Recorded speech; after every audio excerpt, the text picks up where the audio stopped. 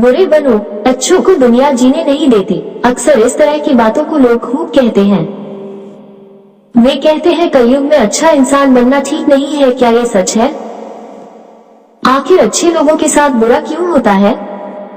समाज में दो तरह के लोग पाए जाते हैं। एक वो जो नैतिकता का पालन करते हैं, उन्हें अच्छा कहा जाता है, और दूसरी तरफ वे लोग जो समाज के ढर्रे पर नहीं चलते, उन्हें बुरा कहा जाता है।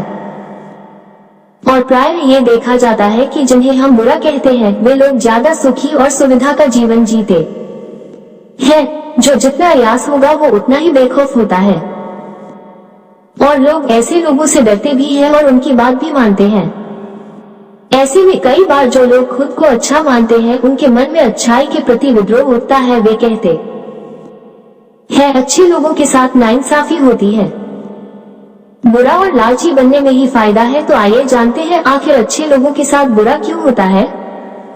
वास्तव में समाज जिन लोगों को अच्छा कहता है, वे समाज की मान्यताओं को स्वीकृति देते हैं और उनके आदेशों का पालन करते हैं।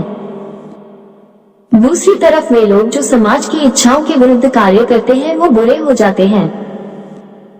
इस तरह आप समझ सकते हैं कि हमारे अच्छे और बुरे की परिभाषा सच्चाई पर नहीं बल्कि समाज पर आधारित है।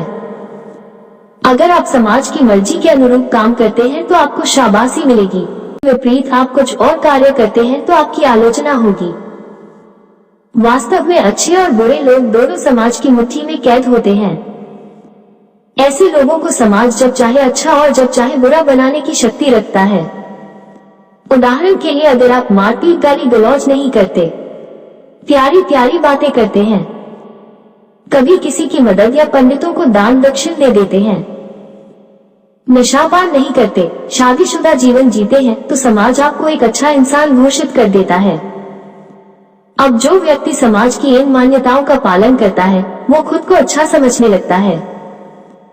अब ऐसे में जब कोई व्यक्ति नशापान करता है, गाली गलौज और मारपीट करता है, मदद की बजाय वो दूसरों से हमेशा कुछ पाने की सोचता है, लेकिन इसके बावजूद लोग उससे डरते हैं, उसे सलाम ठोकते हैं, तो ऐसे में उस अच्छे इंसान के मन में बड़ी तकलीफ होती है, क्योंकि वो जानता है कि वो तो दूसरों को खुश करने के लिए बहुत नियमों का पालन करता है।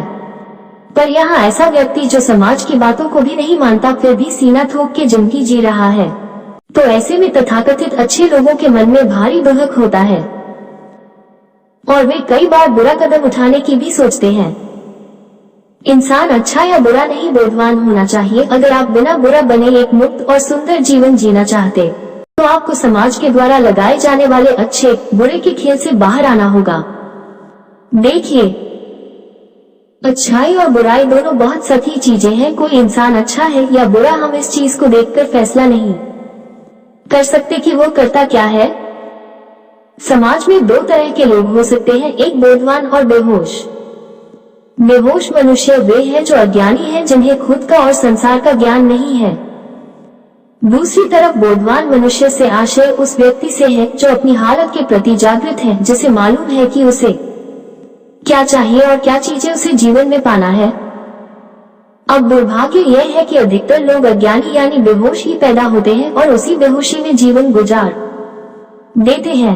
उदाहरण के लिए एक व्यक्ति जो अज्ञानी है और खुद को दानी समझता है, अगर वो किसी रोते बिलखते को 400 रुपए दे देता है और उसी पैसे का प्रयोग वो दूसरा व्यक्ति शराब पीने के लिए कर देता है, तो क्या उस व्यक्ति की वास्तव में मदद हुई?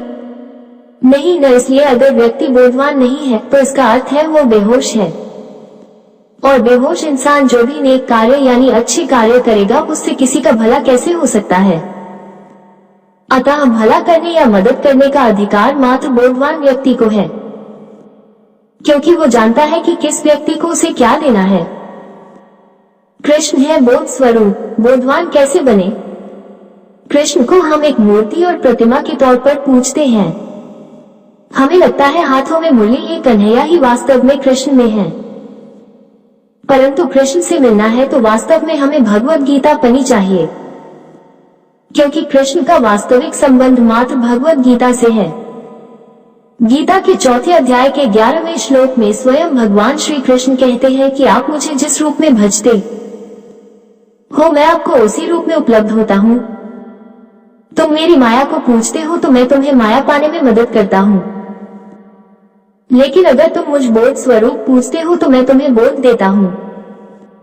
बोध से आशय समझ से है, अर्थात अपनी वर्तमान हालत का पता होना, ये जानना कि मन क्या है, ये शरीर क्या है और मन इधर उधर भागता क्यों है, ये जानना और फिर मन को सच्चाई की तरफ ले जाना ही बोध है। कृष्ण माने वो जो बोध स्वरूप है। आपके पास जितना बोध होगा उसके जीवन में कृष्ण उतने ही निकट होंगे, और जो कृष्ण के जितना निकट होगा उसके जीवन में आनंद रस उतना अधिक होगा। आनंद रुपया, गाड़ी और तमाम तरह की संसारिक चीजों में नहीं। जिसके जीवन में बोध की जितनी कमी होगी उसके जीवन में उतने ही कष्ट होंगे। तो साथियों, इस लेख को पढ़ने के पश्चात आखिर अच्छे लोगों के साथ बुरा क्यों होता है, इस बात को आप भली भांति समझ चुके होंगे। हमें उम्मीद है इस लेख से जीवन में स्पष्टता और गहराई मिली होगी। यदि जानकारी पसंद आई है तो कृपया इस लेख को शेयर कर दें।